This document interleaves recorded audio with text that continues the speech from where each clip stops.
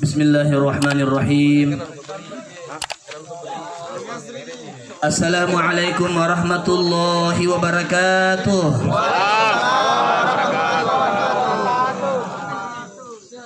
Sahibul Fadilah yang kami muliakan, al-asatiz, para pembina komunitas Pejuang Subuh yang tidak sempat kami sebutkan namanya satu persatu.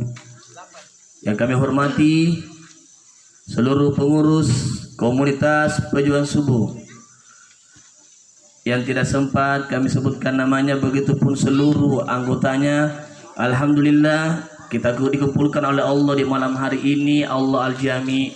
Mudah-mudahan insya Allah Allah pun senantiasa mengumpulkan kita di akhirat kelak nanti dalam surganya. Amin. Alhamdulillah. Alhamdulillahilladzi ayyadal mujahidina wa adallal mu'tadin. Nahmaduhu subhanahu wa ta'ala wa nashkuruhu wa nasta'inu an hadana ila sabil muhtadin. Ashhadu an la ilaha illallahul malikul haqqul mubin. Wa ashhadu anna Muhammadar Rasulullahi shadiqul wa'dil amin. Wassalatu wassalamu ala asyrafil anbiya'i wa imamil mursalin, sayyidil mursalin imamil muttaqin, Muhammad bin Abdullah la nabiyya ba'dahu, wa ala alihi wa sahbihi ajma'in, amma ba'du. Sebelumnya mohon izin kepada seluruh asatiz, alim ulama yang hadir, para pembina komunitas Pejuang Subuh. Tidak ada maksud untuk menggurui. Saya hadir di hadapan semua yang hadir semata-mata karena takdir Allah Subhanahu wa taala. Kalau ada orang yang datang mengaku pandai, pasti ada lagi orang yang datang di belakangnya mengaku lebih pandai daripada dia. Kalau ada orang yang datang mengaku hebat, kaya, perkasa, pasti ada lagi orang yang datang di belakangnya mengaku lebih kaya, lebih perkasa daripada dia, sampai ia mendapatkan zat yang maha berilmu, zat yang maha kuasa, yang maha kaya, yang maha perkasa. Dialah Allah Subhanahu wa taala azza wa jalla. Alhamdulillah, tak henti-hentinya kita bersyukur kepada Allah Subhanahu wa taala. Walaupun dalam suasana pandemi, masih situasi pandemi ditetapkan oleh pemerintah, namun Allah bisa menakdirkan kita di tempat ini untuk berkumpul pada milad kedua komunitas Pejuang Subuh, komunitas yang memiliki visi misi untuk di akhirat kelak nanti. Inilah wadah yang bukan hanya mengumpulkan kita di dunia, namun juga mengumpulkan kita di akhirat kelak nanti dalam surganya Allah. Olehnya itu bersyukur kepada Allah Subhanahu wa taala. La in syakartum la azidannakum, kata Allah, kalian bersyukur ku tambahkan nikmatku. Ku tambahkan nikmatku kepadamu. Diberikan kian namanya nikmat kesehatan, kita syukuri, insya Allah Allah akan tambah. Diberikan oleh Allah Subhanahu wa taala nikmat harta materi, insya Allah Allah akan tambah. Allah akan tambah nikmatnya. Apakah itu nikmatnya di segi lain maupun dengan nikmat tersebut. La in syakartum la azidannakum. Dikasih ki istri satu, kita syukuri. Allah tidak tambah jumlahnya. Yang Allah tambah adalah suasana kebahagiaan dalam rumah tangga kita, sehingga lahir dan dikatakan oleh Nabi, baiti jannati, rumahku laksana surga bagiku, laksana istana bagiku. Mohon maaf, alhamdulillah kita sudah berada ini di malam ke-11 Rabiul Awal. Saya lihat kalau ada acara maulid, sangat jarang ada ustadz yang menyinggung bahwa itu Nabi lebih lama bermonogami daripada berpoligami. Sehingga alhamdulillah di Pejuang Subuh ini alhamdulillah lahir ustadz-ustadz baru, tetapi ada kekhawatiran istrinya. Kenapa? Karena dia ketahui bahaya kalau ustadz bisa menambah lagi, padahal Nabi Shallallahu Alaihi Wasallam lebih banyak bermonogami. Rasulullah menikah dengan Khadijatul Kubra di usia 25 tahun. Dan Rasulullah Shallallahu Alaihi Wasallam ditinggalkan oleh istri tercinta Khadijatul Kubra di usia Nabi 50 tahun.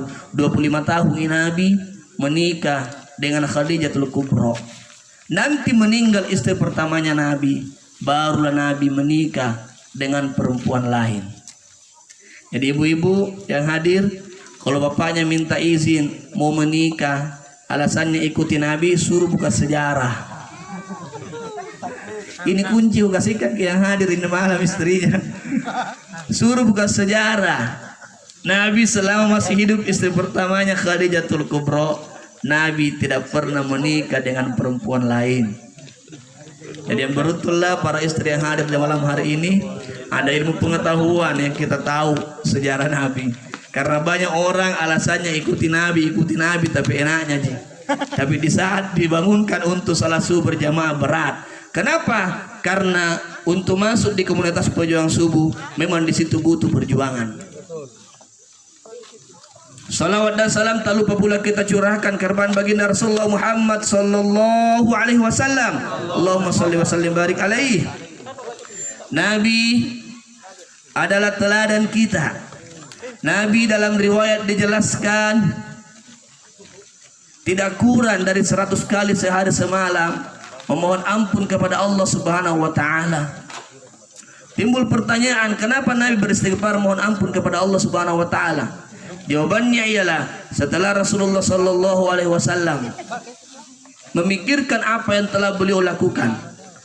13 tahun di kota Mekah, 10 tahun di kota Madinah, Rasulullah menganggap apa yang ia lakukan itu belum ada artinya dibanding dengan nikmat Allah Subhanahu wa taala. Padahal dalam riwayat Rasulullah sallallahu alaihi wasallam, Pak, Ibu, nikmat yang diberikan oleh Allah seorang pemimpin dunia, ketika terbangun dari tidurnya, kentara bekas tikar di pipi Nabi, dan Nabi masih mengatakan, ya Allah, nikmatmu ini masih jauh lebih banyak dibanding dengan amal ibadah yang telah saya lakukan. Rasulullah sallallahu alaihi wasallam dalam riwayat ibadah Rasul, di setiap malam sering didapati oleh istrinya, sampai-sampai bengkak kakinya Rasul melaksanakan yang namanya sholat malam. Ditanya Rasul, ya Rasulullah, kenapa engkau lakukan ini? Kata Nabi, aku ingin menjadi abdan syakura, hamba Allah yang pandai bersyukur. Artinya apa? Betul tadi yang disampaikan bahwa syukur itu tidak cukup dengan ucapan. Syukur itu mesti dibuktikan dengan perbuatan, termasuk dibuktikan dengan perjuangan kita untuk bangun melaksanakan yang namanya salat subuh. Perjuangan pilihan antara dua, nikmat jasmani dengan nikmat rohani.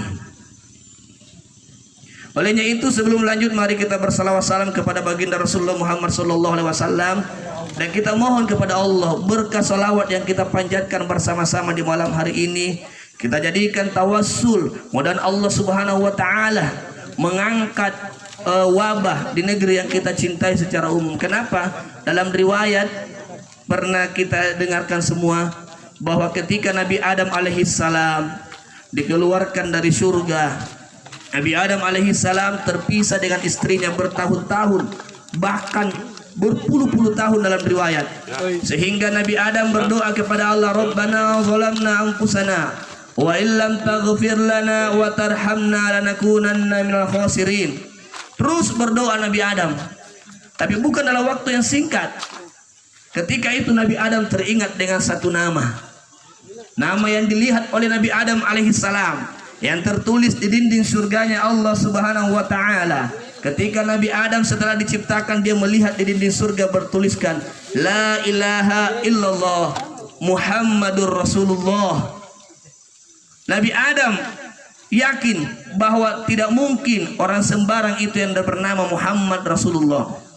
Tidak mungkin disampingkan dengan nama Allah Subhanahu wa taala, sehingga Nabi Adam pun memohon kepada Allah Subhanahu wa taala, ya Allah, demi keberkahan, demi kemuliaan nama Nabi Muhammad sallallahu alaihi wasallam, Rabbana zalamna anfusana wa illam taghfir lana wa tarhamna lanakunanna minal khasirin. Maka Allah pun mengampuni kesalahan Nabi Adam. Dikumpulkanlah Nabi Adam dan Hawa di suatu gunung kasih sayang Jabal Rahmah di padang Arafah, setelah memohon berkah Apa itu berkah dari Nabi Muhammad sallallahu dari nama Nabi Muhammad sallallahu alaihi wasallam yang dilihat tulisannya di dinding surganya Allah yang berdampingan dengan nama Allah Subhanahu wa taala. Oleh karena itu mari kita bersalawat bersama. Insyaallah berkah salawat kita mohon kepada Allah, Allah angkat pandemi ini. Allah angkat wabah ini sehingga insyaallah kita bisa lebih baik daripada sebelumnya. Salatullah salamullah ala taha rasulillah. Salatullah salamullah ala yasin habibillah. Semuanya salatullah salamullah ala taha rasulillah. Salatullah salamullah ala yasin habibillah. Muslimin muslimat yang hadir, kembali kita ke tema komunitas pejuang subuh Bulukumba. Kobarkan semangat perjuangan salat subuh berjamaah dengan tetap istiqomah sampai husnul khotimah. Kembali apa yang saya sampaikan tadi bahwa bangun di subuh hari itu perjuangan. Betul tadi disampaikan oleh Pak Musafir, yang berat itu bangunnya.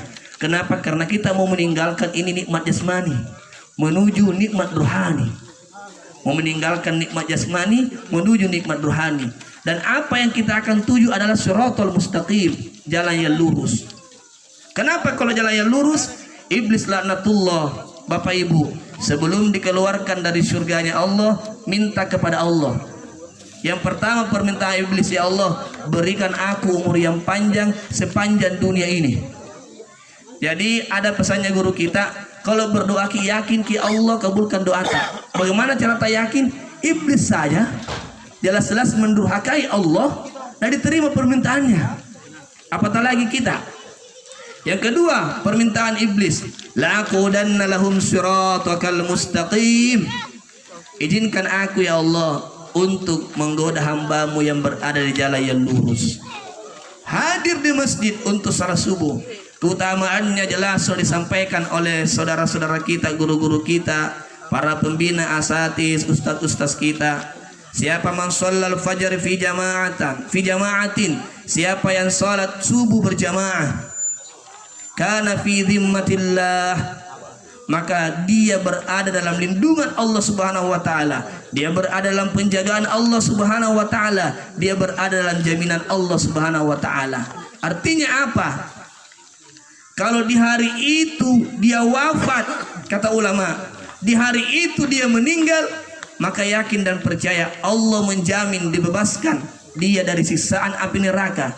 Kejadian dimaksud di sini dhimmatillah adalah penjagaan iman. Kalau ia mati di hari itu, maka jelas husnul khotimah. Saya ulangi, laqudanna lahum siratal mustaqim.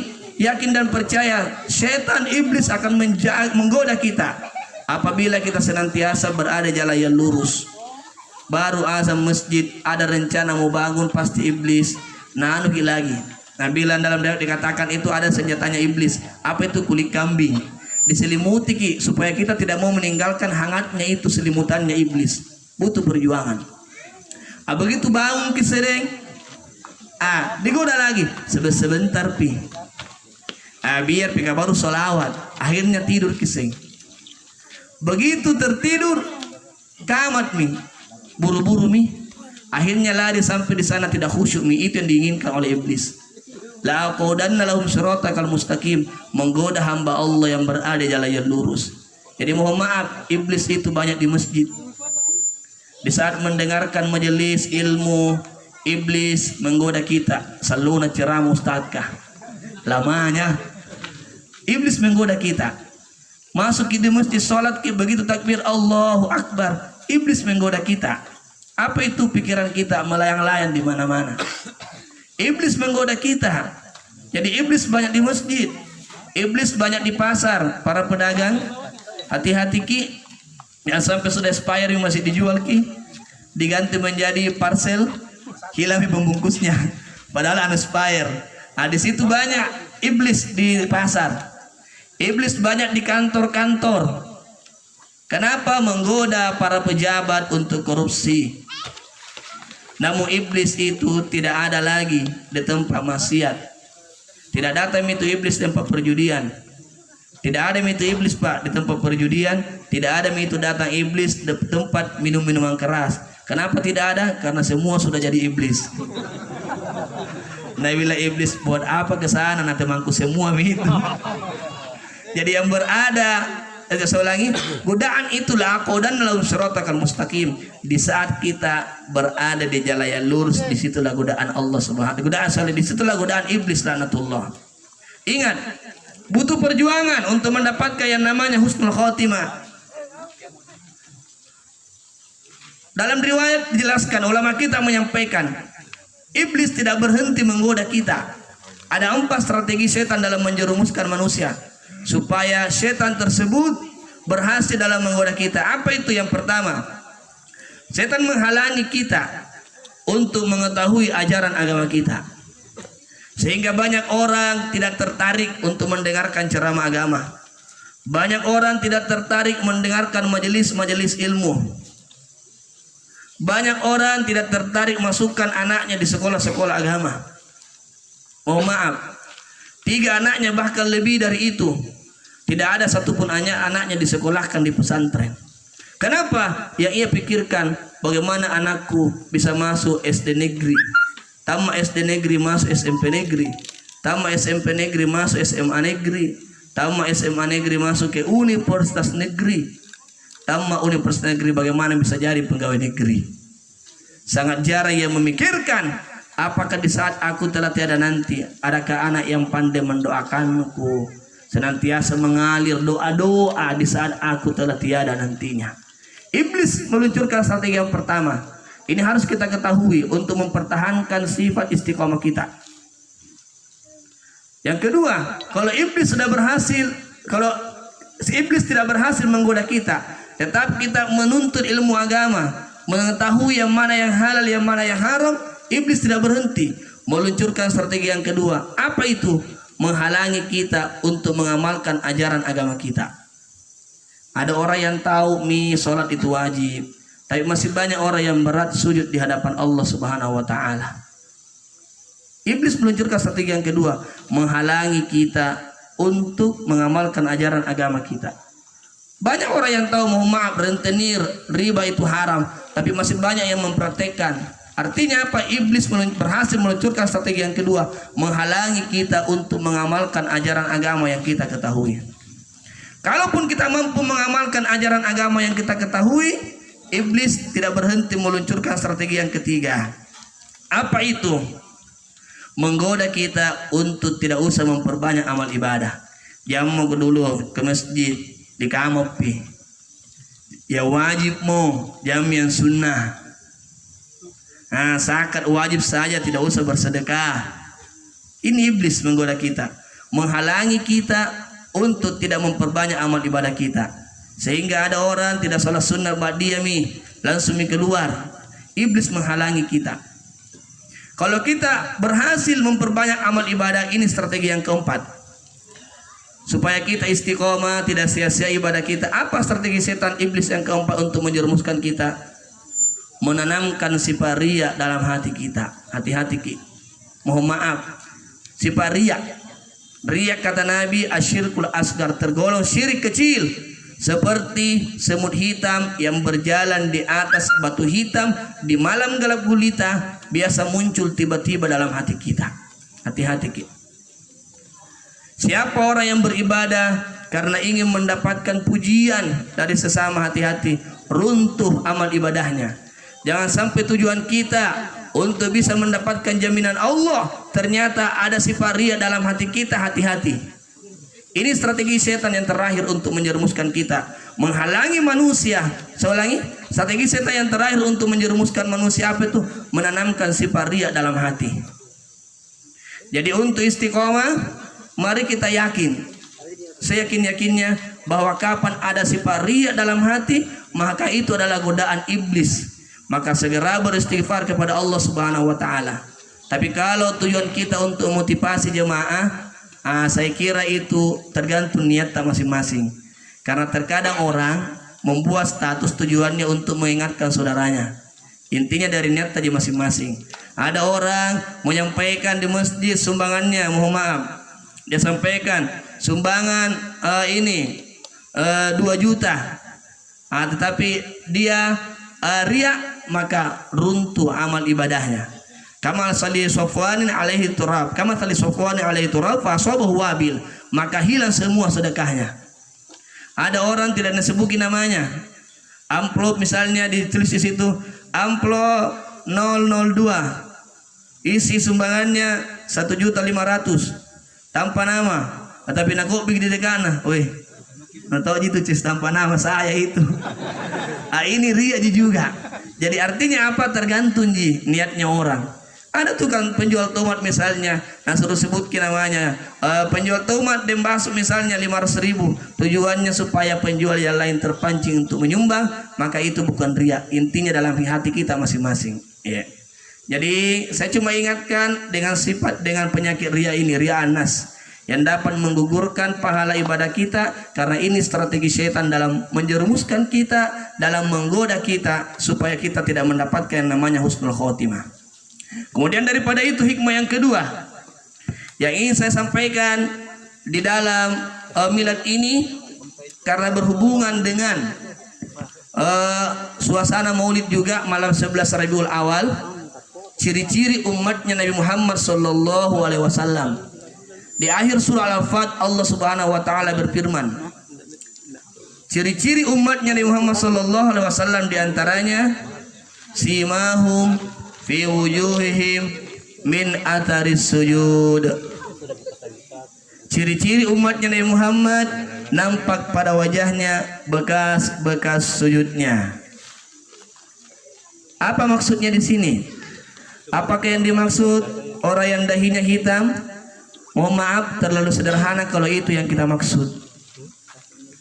Kenapa? Ternyata dalam penjelasan ulama, ciri-ciri umatnya Nabi Muhammad sallallahu alaihi wasallam di sini simahum fi wujuhihim min atharis sujud. Nampak pada wajahnya bekas-bekas sujud.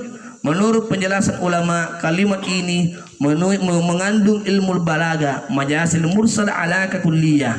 Apa itu? Sebagian yang disebut, namun yang dimaksud adalah secara keseluruhan. Apa itu? Simahum fi wujuhihim min atharis sujud. Ciri-ciri umatnya Nabi Muhammad sallallahu alaihi wasallam ini yang mau dilahirkan oleh komunitas pujian subuh. Nampak pada wajahnya wajah yang disebut, namun yang dimaksud adalah dirinya secara keseluruhan. Min atharis sujud, dari bekas-bekas sujud. Sujud yang disebut, namun yang dimaksud adalah solatnya secara keseluruhan. Artinya apa? Mohon maaf, makna tersebut kita perindah. Ciri-ciri umatnya Nabi Muhammad sallallahu alaihi wasallam, apa itu? Nampak pada wajahnya bekas, menampak pada dirinya bekas-bekas solatnya. Wajah yang disebut, namun yang dimaksud dirinya secara keseluruhan. Sujud yang disebut, namun yang dimaksud adalah solat. Biasa kita dengar mungkin kalau orang tua tak biasa bilang, nak besar makin nak, abul sumi makin nak, sujud makin, sujud yang disebut. Tapi apa yang dimaksud? Apakah sujud saja? Tentunya yang dimaksud adalah solat. Maka ciri-ciri umatnya Nabi Muhammad sallallahu alaihi wasallam, nampak pada dirinya bekas-bekas solatnya. Apa bekas-bekas solat? Yang pertama, jelas ini erat kaitannya dengan perjuangan kita, karena yang kita lakukan adalah solat. Inna sholata tanha 'anil fahsya'i wal munkar. Sungguhnya salat mencegah dari perbuatan keji dan mungkar. Apa itu bekas-bekas salat? Yang pertama, orang yang menjaga salatnya pasti dia menjaga kebersihannya. Kenapa? Sebelum salat kita melaksanakan yang namanya membersihkan diri kita. Itu perintah cuci tangan, itu ajaran Nabi. Bahkan sunnah Rasulullah sallallahu alaihi wasallam. Menjaga protokol kesehatan cuci tangan katanya. Itu sudah lama diperintahkan oleh Nabi.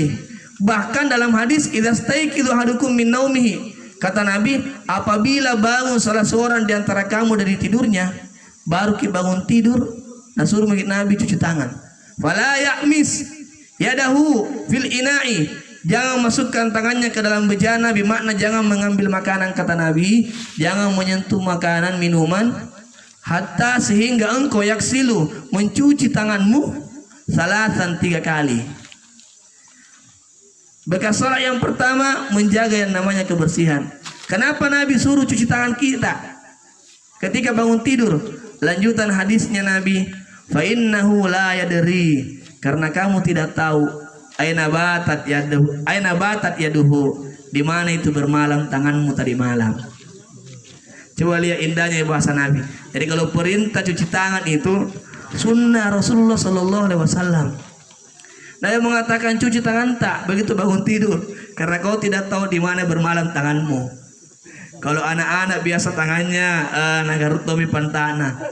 Ada tuh anak muda pernah saya lihat, itu pena tidurnya kalau di dalam di celana anak. Kalau bapak-bapak, ibu-ibu kita tahu di mana tangan tak bermalam.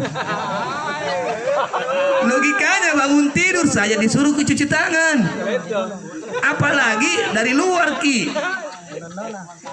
Ciri-ciri saya ulangi, bekas-bekas sholat yang pertama menjaga kebersihan. Apa yang dicuci ketika kita berwudu pertama kali? Tangan. Orang Islam tidak usah diajari cuci tangan, cuma perlu diingatkan, karena sifatnya pelupa. Manusia itu pelupa, mesti diingatkan. Saya ulangi, cuci tangan ki. Kenapa tangan dulu dicuci? Karena mau masukkan air ke mulut, kumur-kumur, mau ki membasuh muka ini, tangan. Jadi bekas-bekas sholat yang pertama pandai menjaga kebersihan.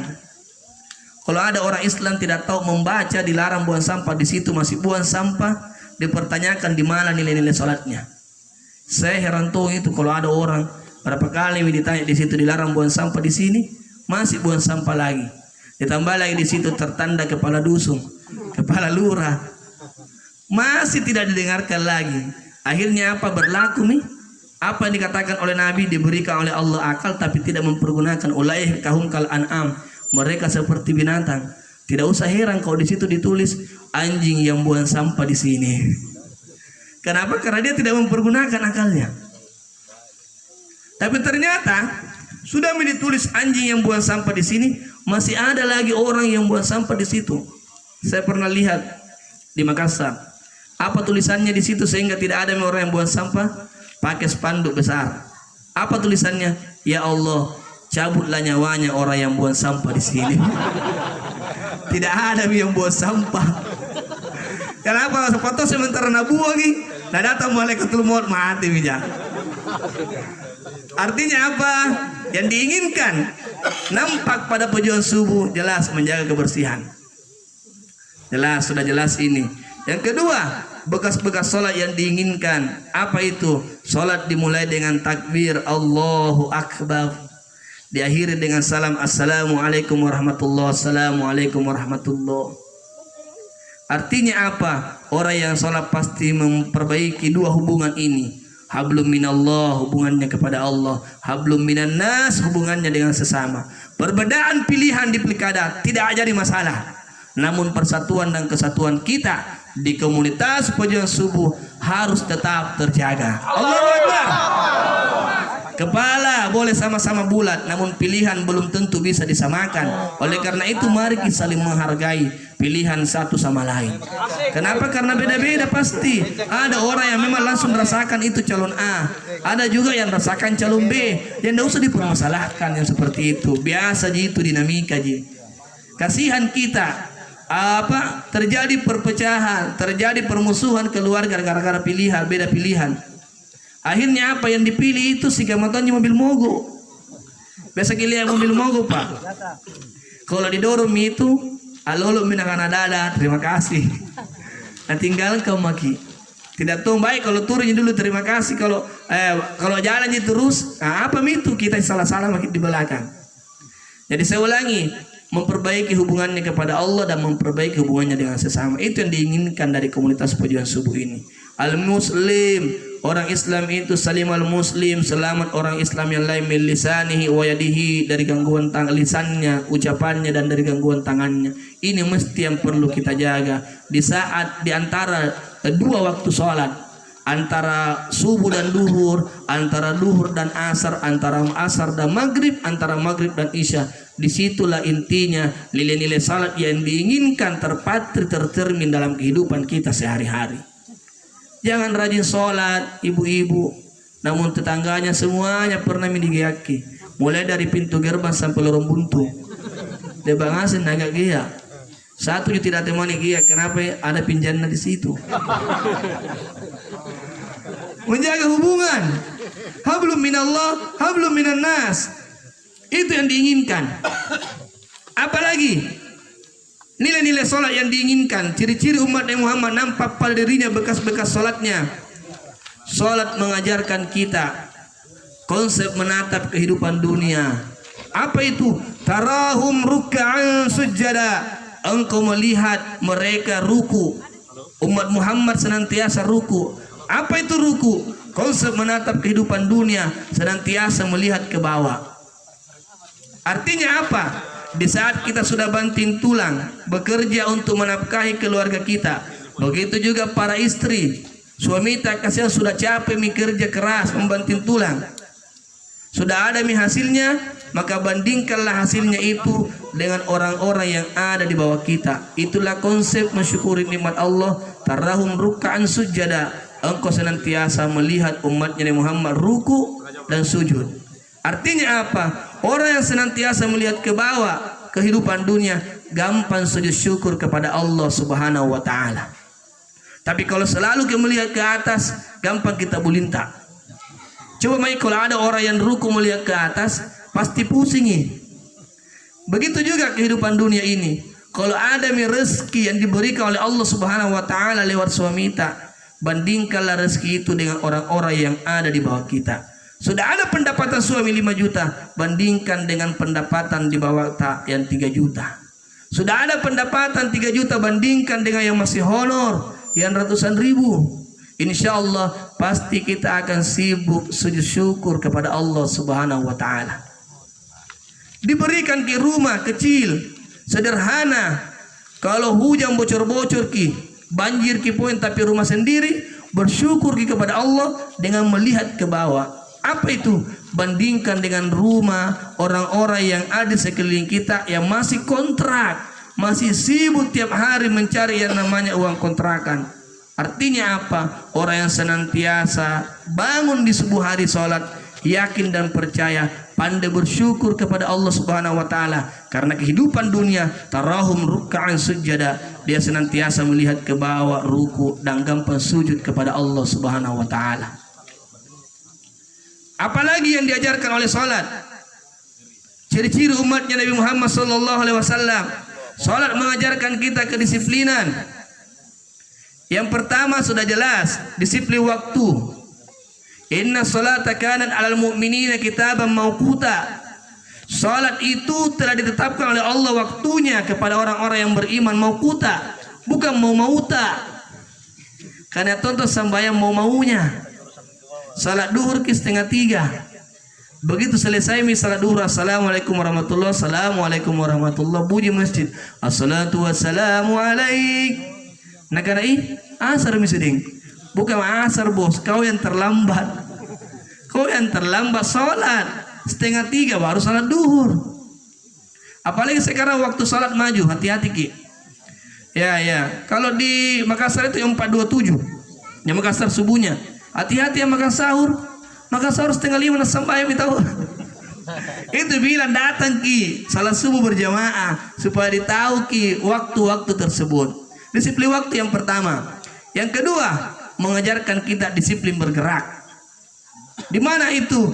Pada waktu sholat, jangan melakukan gerakan 3 kali berturut-turut. Kalau mazhab Syafi'i, bergerak 3 kali berturut-turut batal ki sholat, tak mesti diulangi. Maksudnya apa berturut-turut ki? Nah ini berturut-turut batal sholat kita. Oleh karena itu ulama kita mengajarkan kalau gatal ki digaruk pakai jari. Nah ini biar bergerak 100 kali, Ini masih dihitung satu. Ada 3 itu gerakan yang masih dihitung satu biar 100 kali bergerak. Apa itu? Gerakan jari, gerakan mata, dan antara pusat dan lututnya laki-laki. Itu dihitung satu. Biar bergerak-gerak, tidak dihitung satu. Jadi ada yang terlambat ketawa. Lambat loading. Beri lambat loading beri. Jadi kalau magaruki pakai jari, jangan pakai ini 1, 2, 3, ini batal sholat tak. Mohon maaf tidak menggurui. Cuma ingatkan kembali, terkadang ada orang salat begini. Sami Allahu liman hamidah rabbana lakal. 1, 2, 3. Ini batal sholat tak? Tanpa kita sadari bergerak 3 kali berturut-turut. Silakan garut tapi sebentar pi lagi. Lama-lama pi lagi ya. Artinya apa? Di luar sholat disiplinkan gerakan kita. Jangan mengambil yang bukan hak kita. Jangan menghalalkan segala cara untuk mencapai tujuan kita. Apa? Disiplinkan gerakan kita. Disiplinkan langkah kita. Kalau sudah berada di jalan yang lurus, ihdinas shiratal mustaqim, jangan lagi mau bengkok-bengkok. Nah, disiplinkan gerakan kita. Yang ketiga, sholat mengajarkan kita disiplin berucap. Disiplin berucap. Nah ini, kalau sholat jelas tidak bisa mengucapkan yang bukan bacaan sholat. Yang membatalkan sholat diantaranya al-kalamul amdi, ucapan yang disengaja. Kalau ada ucapan yang tidak disengaja tidak batal di sholat ke ibu. Contoh, apa itu ucapan tidak disengaja? Biasa ada ibu-ibu sholat di rumahnya sendiri. Begitu sholat duhur, dia tidak tahu sudah ada kucing naik di atas lemari. Rakaat kedua, kucing sudah mulai beraksi. Nah, cium itu kalian biskui mereka kongguang kayak ada bau abon-abon di dalam. Akhirnya naik geser-geser ki. Begitu rakaat ketiga mulai nadorong-dorong. Rakaat keempat jatuh itu kali tak bangkai. Yang namanya orang Makassar kota Bangkai bilang humbale. Ini refleks. Ini tidak batal sholat. Jangan mengatakan nih rakaat keempat lagi batal lagi sholat tak. Jangan lanjutkan saja. Yang membatalkan sholat al-kalamul amdi, ucapan yang disengaja. Tapi ada yang bertanya biasa, Ustaz, bagaimana kalau berdehem-dehem batuk? Biar batuk sampai jungkir balik. Kalau itu batuk asli tidak batal di sholat tak. Tapi ada juga itu dehem dikategorikan berbicara dalam sholat dan membatalkan sholat. Apa itu? Contoh, ada 2 makmum yang taruhan.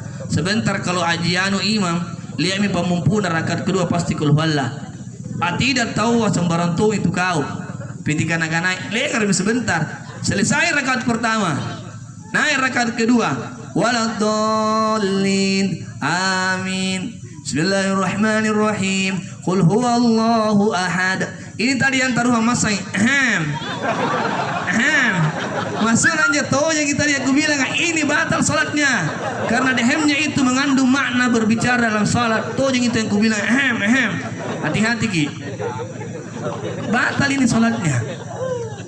Begitu juga ibu-ibu, terkadang biasa ada ibu-ibu sholat ki, ada pembelinya, lalu sarana Allahu Akbar, maksudnya sembahyang ini batal sholat tak. Artinya apa? Sholat mengajarkan kita disiplin berucap. Di luar sholat, Pak Ibu, jangan maki berucap yang tidak ada manfaatnya, bahkan bisa menggugurkan pahala-pahala kita.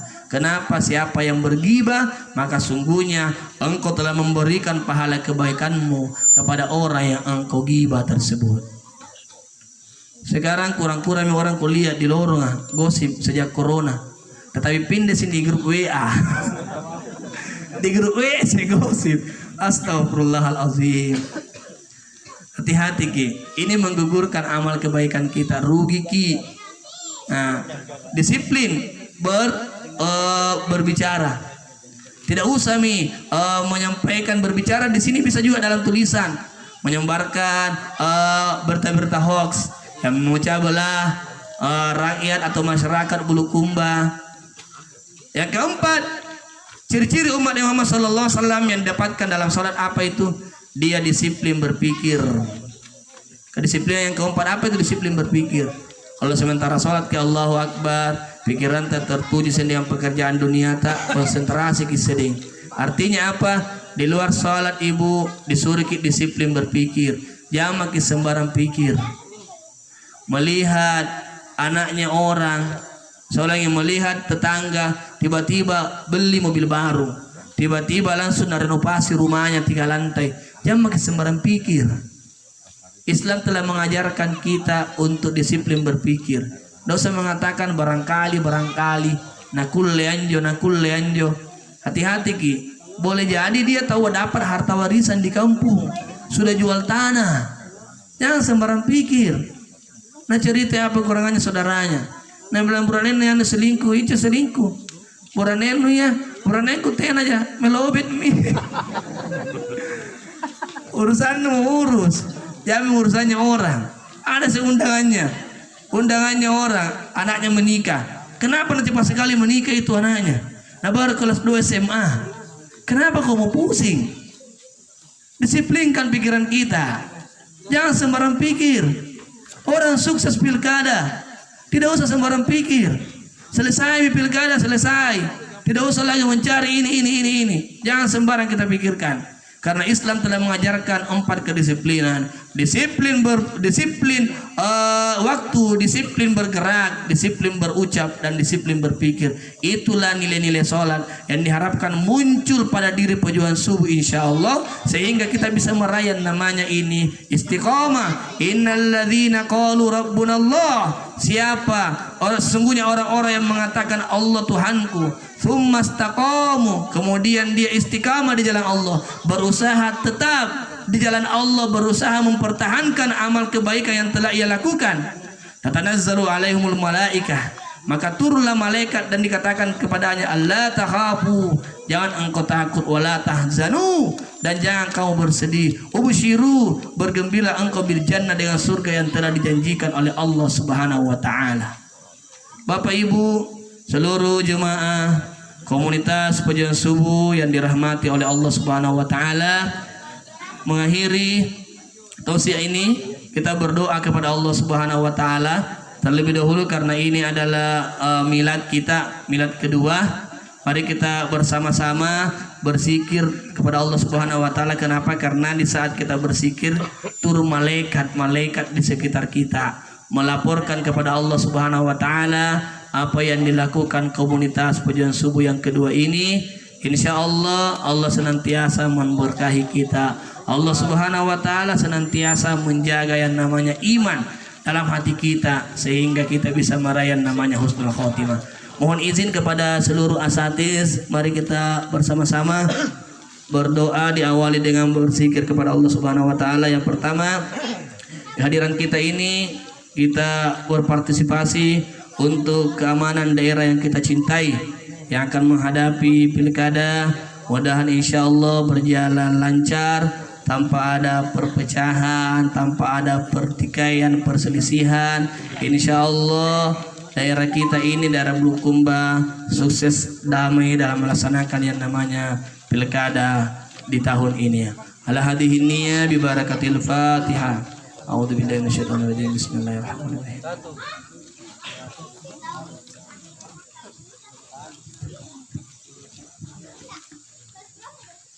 Selanjutnya mohon berkah Al-Fatihah tentunya untuk kedua orang tua kita masing-masing. Berkah Al-Fatihah ya Allah untuk orang tua kita yang masih hidup. Mudah-mudahan Allah Subhanahu wa taala memberikan yang namanya keberkahan usia.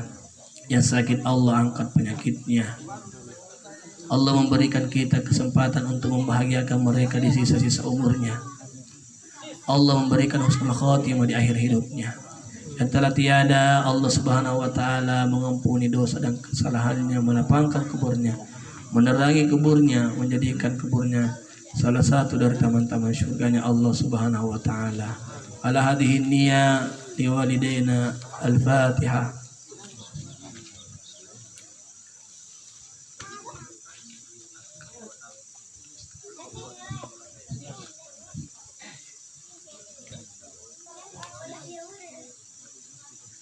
Berkah Al-Fatihah untuk keselamatan kita komunitas pejuang subuh dimanapun berada. lebih terkhusus yang berada di Kabupaten Bulukumba, Bantai. Mudah Allah Subhanahu wa taala senantiasa memelihara kita dalam kebaikan, menjaga kita dalam kebaikan. Allah Subhanahu wa taala melindungi keluarga kita dari segala macam bala, dari segala macam wabak, dari segala macam bencana, musibah, penyakit yang mengerikan. Allah Subhanahu wa taala memberikan jalan keluar setiap permasalahan yang kita hadapi. Allah Subhanahu wa taala membahagiakan rumah tangga kita masing-masing. Ala hadhihi niyyah bi barakatil Fatihah.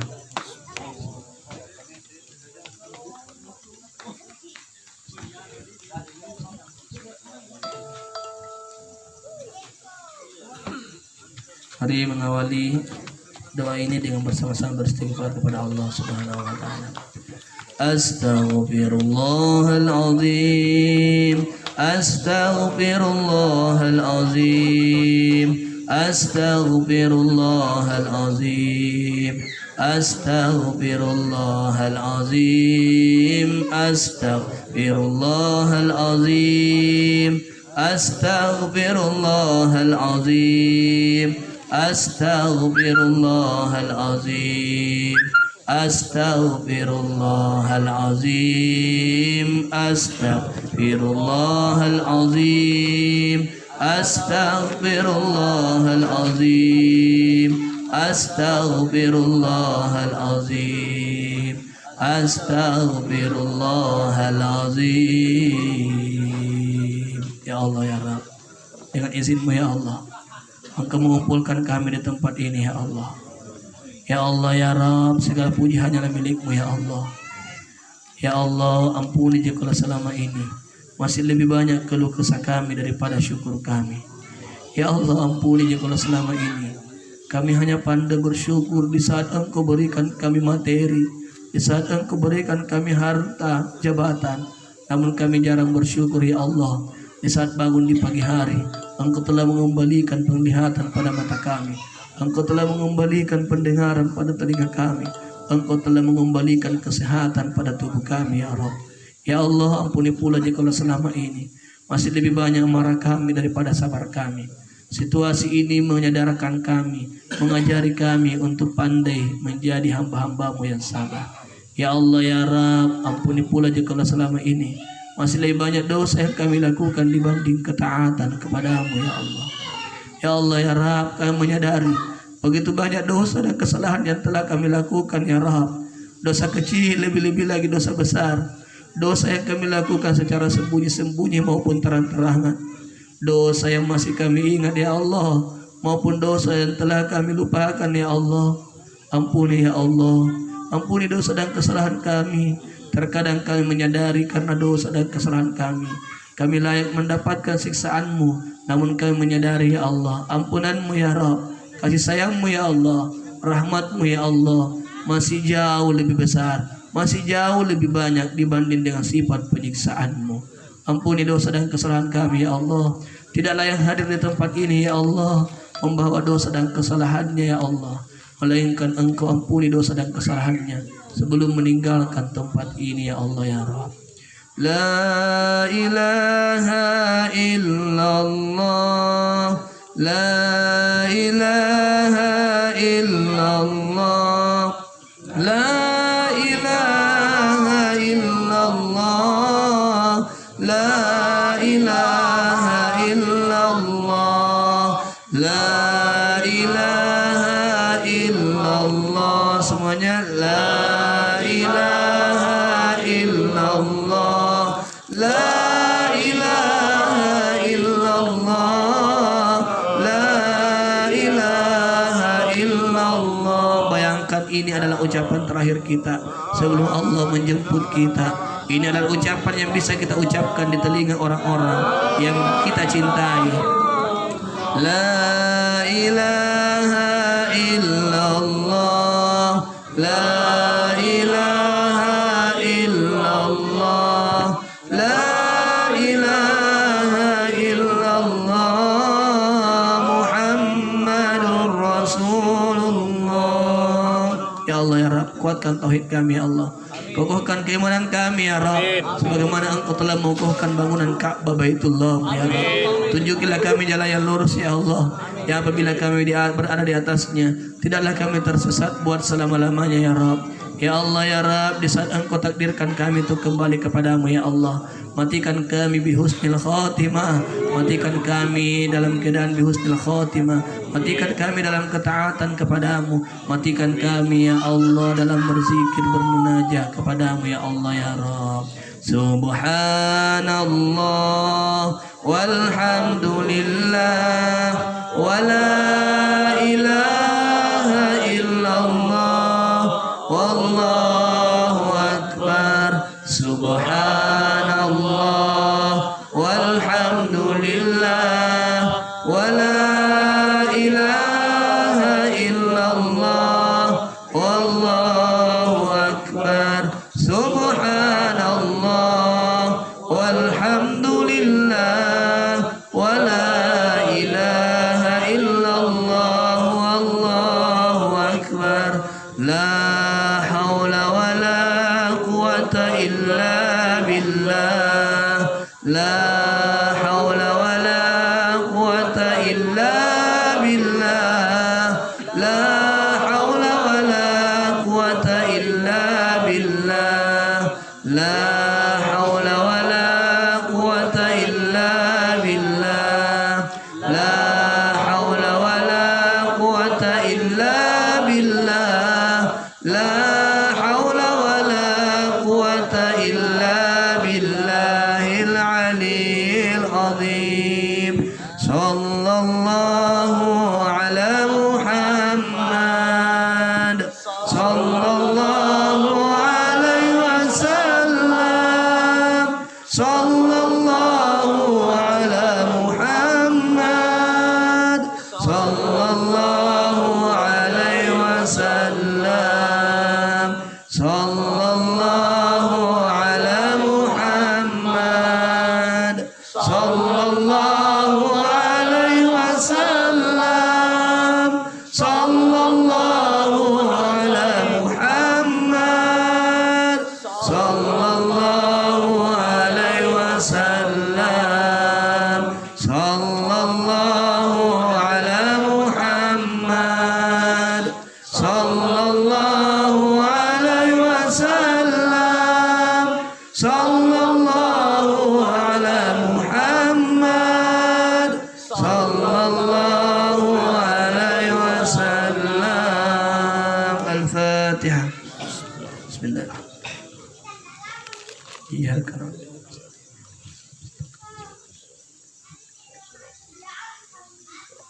أعوذ بالله من الشيطان الرجيم. بسم الله الرحمن الرحيم.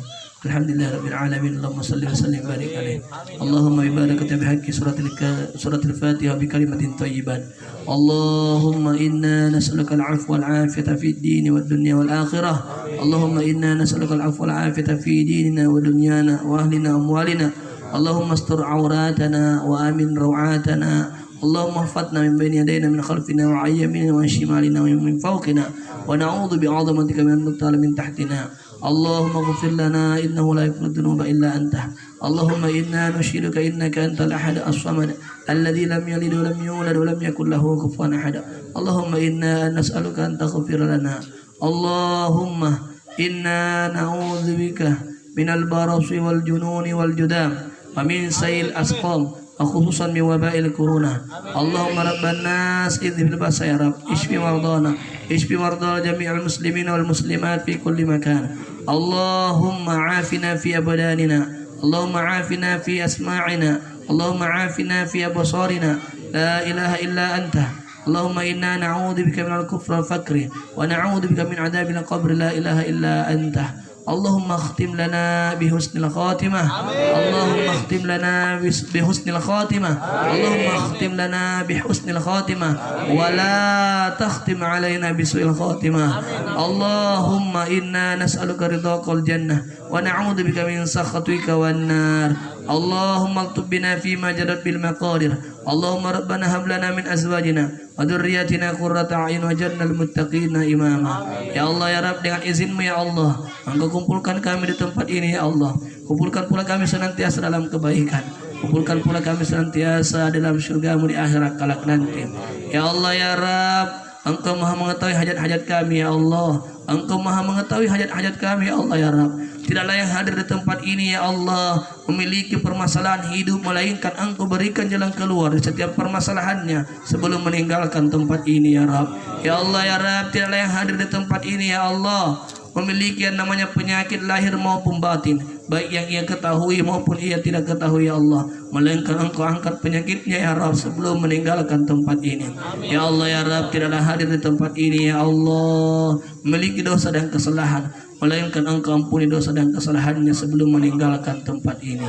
Ya Allah ya Rabb, Engkau maha mengetahui keadaan kami ya Allah. Engkau maha mengetahui hajat-hajat kami ya Allah. Engkau maha mengetahui keadaan rumah tangga kami ya Allah. Bahagiakan rumah tangga kami ya Allah ya Rabb. Ya Allah ya Rabb, demi cintamu kepada Rasulullah sallallahu alaihi wasallam, demi cinta kami kepada Rasulullah sallallahu alaihi wasallam ya Rabb, sampaikan salam rindu kami kepada baginda Rasulullah Muhammad sallallahu alaihi wasallam yang amat kami cintai. Ya Rasulullah, ya Rasulullah, sudahlah kiranya Engkau hadir dalam mimpi-mimpi kami ya Rasulullah. Ya Rasulullah, kami rindu kepadamu ya Rasul, kami cinta kepadamu ya Rasulullah. Walaupun kami menyadari ya Rasulullah akhlak kami masih jauh dari apa yang Engkau contohkan, namun kami rindu kepadamu ya Rasulullah, kami cinta kepadamu ya Rasulullah. Ya Allah ya Rabb, kumpulkan kami kelak di akhirat kelak nanti bersama Rasulullah Muhammad sallallahu alaihi wasallam, begitu orang-orang yang kami cintai. Rabbana atina min ladunka rahmatan wa hayyi lana min amrina rasyada.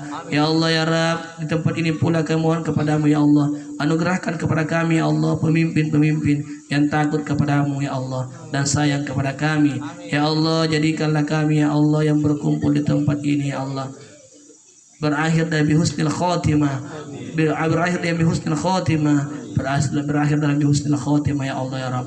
Rabbana atina fid dunya hasanah wa fil akhirati hasanah wa qina adzabannar wa adkhilnal jannata wal abrar ya aziz ya ghaffar ya rabbal alamin. Wa sallallahu alaihi walhamdulillahi rabbil alamin. Amin amin ya rabbal alamin. Allah alam bisawab. Kebenaran datangnya dari Allah Subhanahu wa taala, salah khilaf dari pribadi saya akhirul kalam. Wallahul hadi ila siratal mustaqim. Wassalamualaikum warahmatullahi wabarakatuh. Waalaikumsalam.